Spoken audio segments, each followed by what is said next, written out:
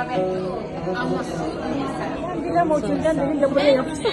Bu karakolun kızlarını yürekten tebrik ederim. Bunların mehribançılığı, buranın bu şen, uçakları hemşe mən bu işlə gedirəm.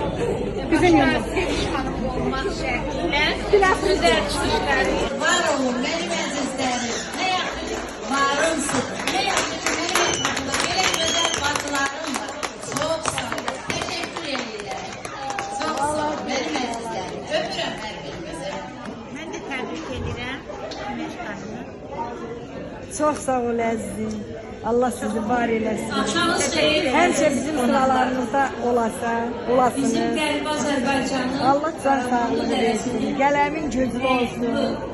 Həmişə bizimlə bir olasın. Öptüm səni gözəl var.